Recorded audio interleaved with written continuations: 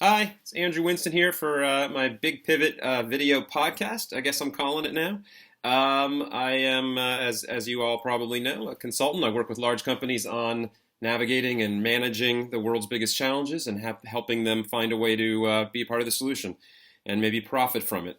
With me today is my friend and colleague George Favaloro, who has been working at PwC for a number of years. PwC and I have been working together for about 5 years now. And we're going to talk a lot about Paris and where the world is at on climate and what companies should be thinking about. Both George and I went to Paris. It was a remarkable event. The world came to agreement on something for the first time, I think, in human history, that every country's agreed to something. We probably don't need to recap in too much detail, but in essence, the countries of the world, virtually every single country, submitted a commitment to reduce their emissions. In total, the world will not reach the science-based goal of 2 degrees if every country meets these targets, but it is much faster than we've been committed to in the past, and it is every country. So it's something new. But George, it's been 2 months now. You've taken some time over the last couple months to think about this and think about, well, what really came of it and what does it really mean? As you've kind of taken a deep breath and thought about this, written about it, what are the big takeaways for you? What should we be thinking about now, a couple months later? Yeah, I mean, it's. I think one thing to say about it that makes it particularly exciting is that corporations played a big role. So as Yeah, someone who works in corporate space, that's particularly exciting. I mean, for example, the U.S. utilities were there, and the Edison Electric Institute and the leadership of EEI was there, yeah, constructive, and many corporations were there saying, we need to move forward and again playing a really constructive role. So that's exciting. And when we sort of looked at what the U.S. committed to, we did some analysis in the Low Carbon Economy Index, which we do yeah, every year to look at how the world's progressing in terms of cutting its emissions. What the commitments mean from a U.S. perspective is we're going to about double yeah, the rate at which we're cutting our emissions, which is about half of what we need to do, but it's still double the pace that we've been going. So that's great. And what that means is all the renewables you've been seeing deployed, all the energy efficiency projects, all the high mileage automobiles and so on, that's all going to speed up, and there's yeah, going to be incentive to buy those things, do those things. So that's great, and that's sort of a good rule of thumb, I think, to think about, sort of what is the direct impact of Paris, and what can we expect from that. I'd also say, though, that to really judge where we are now, and if you're a corporate executive and if you're a sustainability manager, and you say, okay, post Paris, how should I think about the world differently? Paris is really just one piece of a yeah. whole really interesting new context Yeah, a that bunch involves, of big new things have yeah, changed, right, around energy and around renewables. What other kind of big trends did you see kind of come to fruition this year? I mean, there were a few I could think of. yeah. You go ahead. Well, I mean, I'll, just the fact that on top of the world coming to this agreement, that we continue to move as fast to the clean economy while commodities and energy prices drop so far is kind of remarkable. I mean, oil prices just plummeted in 2015, and while they're not exactly related to electric technology or grid technology in the U.S., there is always a correlation, and it's kind of amazing that we continue to invest as much as we did. I just saw new numbers that I think 2/3 now of the new energy put on the grid in the U.S. last year was renewable. That's yeah, dominant. yeah. Yeah, you mentioned oil. I mean, natural gas prices Right? rock bottom. So, I mean, I don't know that it can go lower. And even in the face of that, we saw 2/3 of the new Right? capacity put on the grid in the U.S. Right? be renewable. I mean, Right? that's just remarkable. And another really interesting statistic too is about 18% of that, 3 gigawatts worth, were direct corporate purchases, and Wow. I would include in that PPAs and virtual PPAs and the like. So it's a phenomenon now that's got its own momentum, That's right. and yeah, And There's a those lot of companies, I mean, I've talked to a bunch of those companies. I mean, the big names in Paris, I was, at events and on stage with the guys from Google, and they were committing to, I think, 2 gigawatts they will buy in the next few years. right. All of these guys, I mean, over the last couple of years, you've had huge purchases from Dow, Owens Corning, Google, Apple, Facebook. All were at cost or less, right? That's the thing a lot of people don't seem to realize is they all saved money doing it. So the economics are clearly getting much easier and much better. So these are Yeah. huge, amazing trends, right? So And I would say that one of the reasons why it's moving forward is the renewables are getting easier to integrate, right, and either sort of across the grid, easier to integrate, or also directly easier to integrate into your operations, and they're much easier to finance, better understood from a tax and accounting perspective. So it means corporations can step up and make purchases like that. why do you think that? I mean, why do you think it's easier now? Do you think that are utilities getting more used to it, or is it turning out that the intermittency or those problems aren't as bad as people thought? I mean, what is it? Just kind of experience? People are getting more used to it. The technology is getting better. Yeah. The service providers are getting better. The investor community and is stronger. The lawyers, accountants. Yeah. Everyone's getting smarter, more sophisticated. There's more templates to work with. There's more. There's just more experience sort of developing and putting in place scale renewables projects. Yeah, it just reminds me I was at the Ceres event a week ago at the UN on the investor support for the clean economy, and the Bloomberg New Energy Finance guys were talking, and they said something like, the scale of the investment now and all of this infrastructure in place, as you're describing, no one should call this alternative anymore. Calling this alternative energy is not right. And I think that was a great line. This is now, if it's now the majority of the new stuff, it's not alternative. Okay, so we've got cheaper renewable energy, real investments, policy getting in line. I mean, there's serious movement. Anything else? Any other big movements? Sort of a thing that touches on all of those is the tax extenders. The IPC. Oh yeah. ITC and the PTC being extended is just absolutely huge. I sort of think Congress doesn't really know what it did.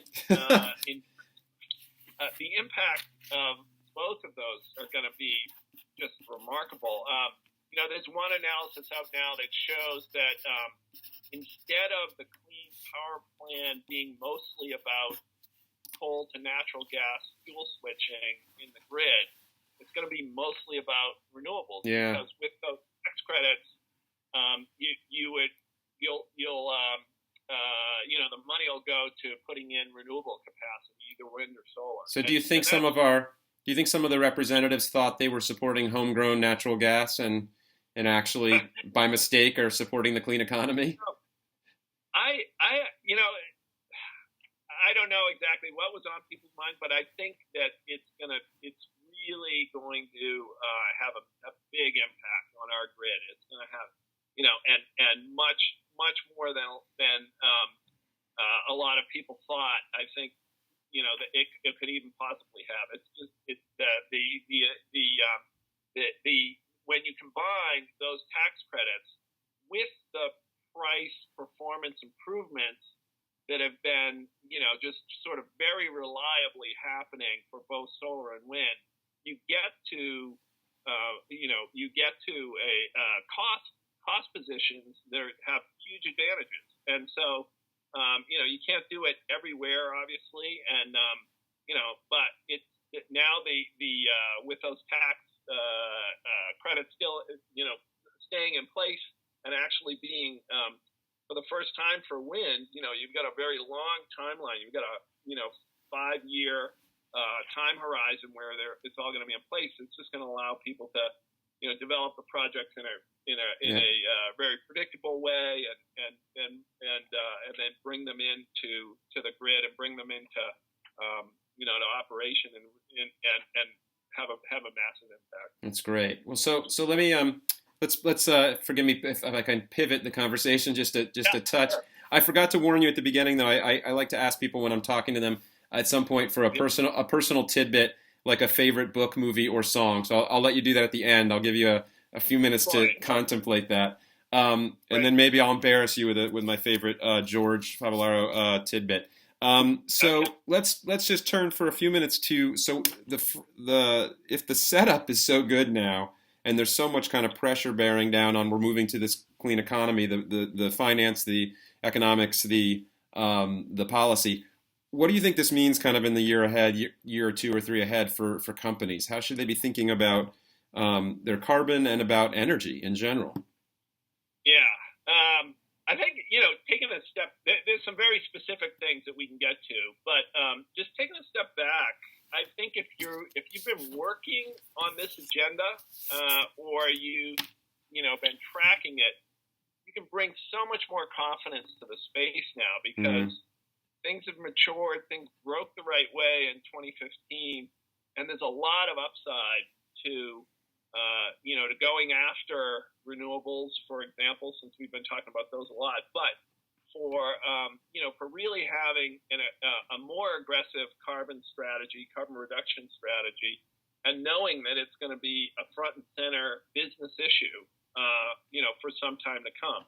And so it's a piece of the corporate agenda that should be, much more front and center than it has been. And so with that perspective, I think you can say, well, you want to start with making sure that your strategy around carbon is strong and carbon reduction.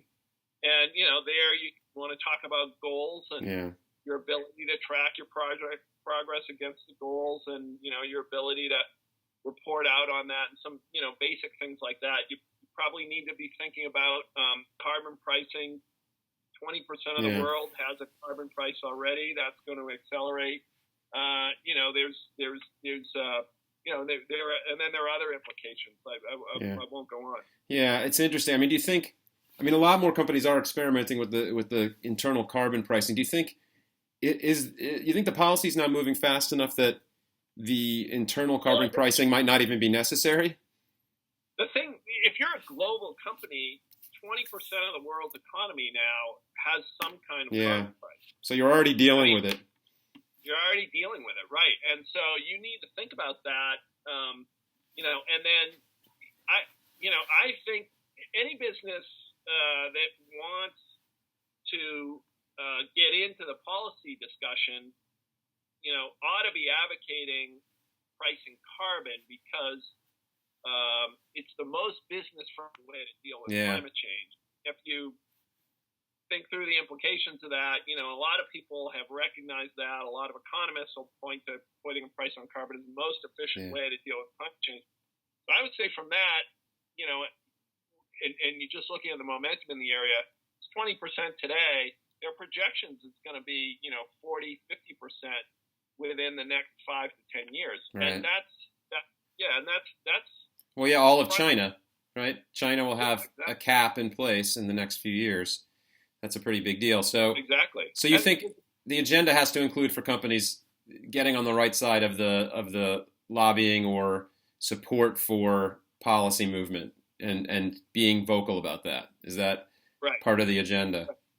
So I would, there are a lot of dumb things that can happen, and you want the more business friendly policies and the more efficient policies to be the ones that that are adopted, and I think business has a really important role for articulating. Yeah, it's interesting, and this always happens, I guess, with any kind of regulation. Companies tend to fight, and then they face the prospect of 50 different state versions or hundreds of versions around the world, and then they go, okay, wait, we need to help frame this and make it in a way that we can handle. So I think it's interesting that you're starting to see that around carbon.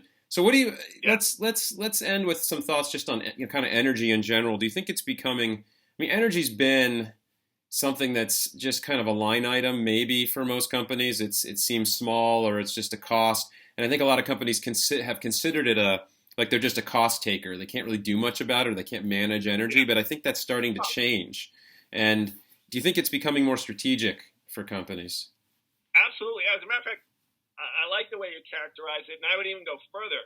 So many companies don't even aggregate up their energy spend across the company, they have a general sense that it's usually, in the top 5 expenses of a company, after space and people and maybe a couple other things. It's usually right in there, and they don't even know what it is, and then they, most sort of manage it through the rear view mirror of, they pay all the bills and maybe they aggregate them up and, get it to some rough estimate of what they have instead of having a much more proactive approach to managing energy. And this, it really starts with sort of viewing it as a manageable line item and putting in place strategies around how you manage that line item. And those include, straight up energy efficiency kinds of opportunities. Yeah. You can manage the how you buy your energy, and that can be there are lots of different tariffs and different options for how you actually procure your energy. And many companies just have to take what the utility gives them, but right. In a lot of areas of the country, there are opportunities in the deregulated markets where you can go much further than that. And then there are things like demand response that you can take advantage of. There are other incentives for, pricing approaches that give you an incentive to make sure you're managing your demand charges versus your per unit charges. And so there are a lot of different ways you can attack that energy line. I'd say, 15% of companies are doing, what anyone would consider a good job and have a coherent, comprehensive strategy on energy, but most companies really don't. So there's usually some real value there. That's great. The other factor is there's so much new technology now that can do a lot of things in terms of, backup flexibility, again, bringing in more renewables and so on that is easy to integrate, easy to finance, easy to maintain, lots of service options. So energy is clearly a big opportunity area. No, that's great. Well, I've gotten the sense just knowing you and talking to you in the last few weeks that you're incredibly optimistic these days about the prospects for business on the clean economy. I'm feeling it. I think everyone's feeling pretty jonesed about all of this. So you're still feeling good a month into the new year? You're feeling? I think, if you go into this year, there was the Supreme Court decision on demand response, which was another, another chink in the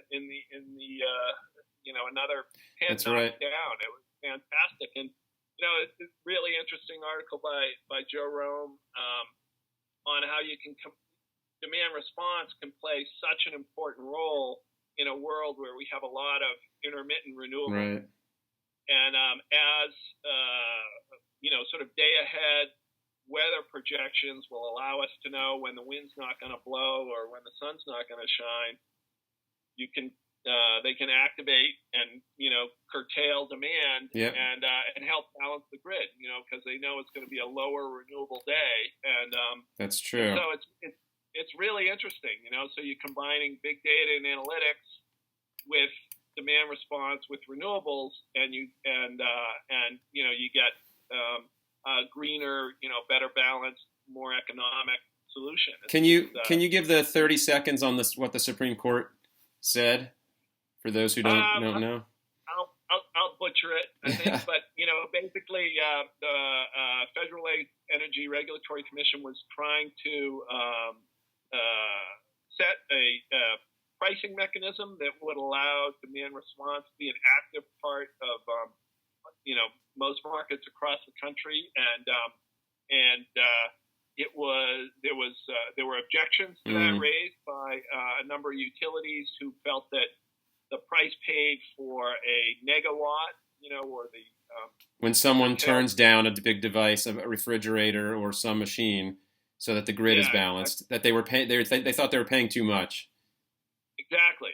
So they were trying to cut those rates, and essentially what FERC did is they said, no, the price paid for the megawatt saved is the same price we pay for a megawatt, brought onto the Yeah. grid, actually generated. Well, that sounds like a very good precedent for fighting some of the moves by utilities lately against solar on your home. It's like the same argument, really, like that they shouldn't have to pay for the solar you're providing them. So maybe the Supreme Court will help out on that too. We'll see. That would be great. Although I think the FERC rule was at a wholesale rate. And Yeah. The whole back home is wholesale versus retail. Yeah, I know. That is different. All right. Anyways, but on a good note, we've now heard that the Supreme Court is helping out, so everyone's jumping in. Everyone wants the clean economy now.